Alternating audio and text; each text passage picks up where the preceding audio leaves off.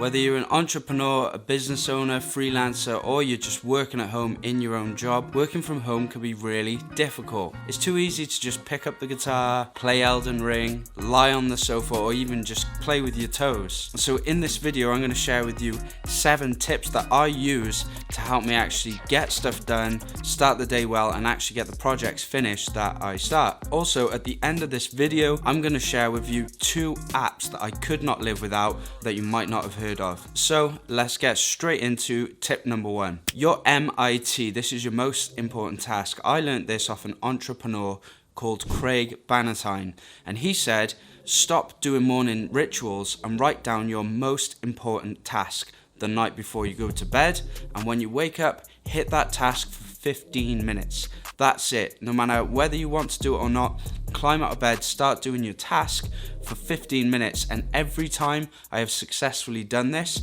I have worked for 3 hours and cleared my entire day. That leaves you with the rest of the day to do your yoga, your reading, your mindfulness, all the other stuff that you want to do that most people do in the morning. I literally write on a notepad, MIT, put a little checkbox, get that task done, and that's the biggest task of the day. And then when that's done, the rest of the day just becomes so much easier. Tip number 2, this is amazing. You'll be amazed when you try this. Sit at your desk, bring your arms out, swing your arms around. What is there that can distract you? That book that you should be reading before you go to bed when you're watching YouTube videos? Whatever's within arm's reach, get rid of it. Maybe it's your phone. Put your phone on airplane mode, put it to the side. Just make sure you start the day right with no distractions on your desk, and that is tip number 2, the desk check. Tip number 3 is something that I've had to work out the hard way on my own, and that is separate work and play.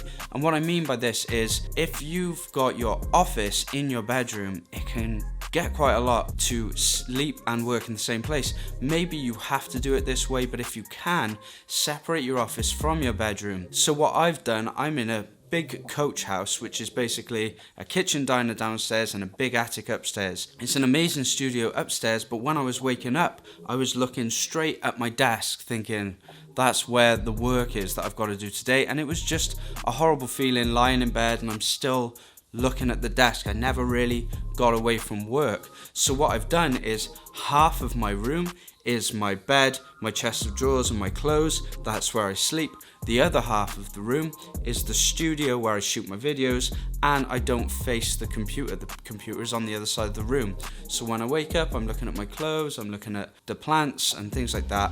And it just makes a nice separation to get changed there, then to move over to the other part of the room, which is the studio. Also, my TV and couch is downstairs away from the studio. So when I'm done working, I can go downstairs and I'm in a new environment, and that says to my brain, this is not work time. So number 3, separate work and play. Tip number 4 is Newsfeed Eradicator. This is a Chrome extension which, instead of giving you a Facebook feed, it gives you a motivational quote, which I think is amazing. You'll be amazed at how many times you find yourself going to scroll on Facebook only to be hit with Antoine what was his name? Antoine de Saint-Exupéry. Perfection is achieved not when there is nothing more to add, but when there is nothing left to take away. Voila. You can set this to block Instagram, Facebook, YouTube, Twitter, and it just blocks the newsfeed. So you can still go on, you can still message if you have to, but you can't scroll. Perfect. Tip number 5 is to schedule yourself a reward. So I'm a bit of a geek. I like playing video games. So what I'll do is in the middle of the day, maybe 1 or 2 p.m, I'll schedule an hour where I can go downstairs, eat some food, play some video games, but I won't do it for too long. I don't want to completely sap my dopamine so that I don't want to do anything else, but I'll give myself that 1 p.m. till 2 p.m. where I can play video games. That way I know it's coming. Maybe even 6 p.m. till 7 p.m, another hour where I can play games. So that way I break my day up and I've given myself something to look forward to. And to be honest, when I get into work, and I really love what I do anyway, so a lot of the time I don't even want to play video games, but by setting yourself a little reward, you'll probably be trying to work harder and better and faster to just get to that reward. So maybe setting yourself a reward at a certain time is a way to help. Tip number 6 is to close down. Alright, so I learned this from a book called Deep Work by Cal Newport, and you should have a shutdown schedule, a shutdown ritual. So when you shut down, you can get the work out of your head so you can properly rest your mind, because if you don't, the next day is going to be harder and it's going to be harder to be more productive. So if you're checking emails and things like that late into the evening, you want to stop it. So what I do when I shut down is at 5:30, maybe before I go to jiu-jitsu, I write out my MIT, my most important task for tomorrow, any other meetings I've got and things like that, and I put that on my notepad. I turn my computer off, I clean up my room, put my stuff away, and then I go downstairs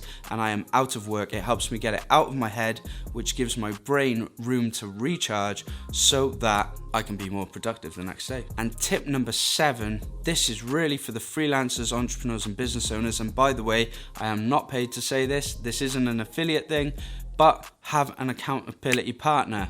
I like to use Commit Action. Commit Action provide an accountability service where they'll call you up for 20 minutes once a week. They'll help you look at your big goals and what you can do in that week to achieve them. You'll get regular text updates.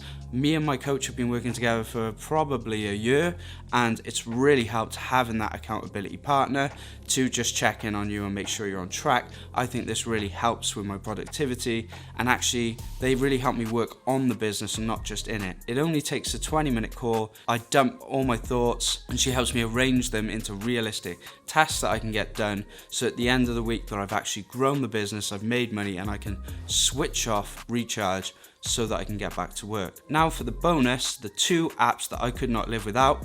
Number 1 is called Focus Me, focus.me, and this app is amazing. I really like Command & Conquer. It's a game on Steam. I used to watch my older brother play this game in 1996. They remastered it and I absolutely love this game now. This is a little bit of a problem then. In 2 clicks I can get straight onto Steam, but Focus Me is the best internet blocker on the website. I've completely blocked adult sites 24/7. I want to keep my dopamine. And also there's a Steam blocker, so only between 6 and 9 p.m. at night can I open Steam. If I try to open it, it closes down. You cannot uninstall the app. You would literally have to hard reset your computer, and you can put any website, any process, any application name, anything you want into Focus Me, and it's going to kill it, block it. And if you want to unlock it, you've got to ask them for emergency code, which they send 48 hours later. It's the best service. Customer service is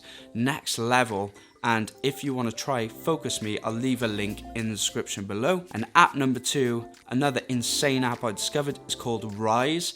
And Rise literally tracks everything you're doing at the computer in a really easy to understand app. So you can see exactly minute by minute whether you're on a break, whether you're video editing, whether you're on social media. And at the end of the day, by seeing what you've actually been doing, it really opens your eyes to how much time you're wasting. So I definitely recommend Rise. Check it out. I'll leave a link for Rise in the description as well. So that's it guys. If you watched it this far, thanks very much for watching. I really think I'm going to start creating more content on productivity, the hustle on freelancing, on making money, selling courses, things like that. And I just want to know from your feedback what you think of this video.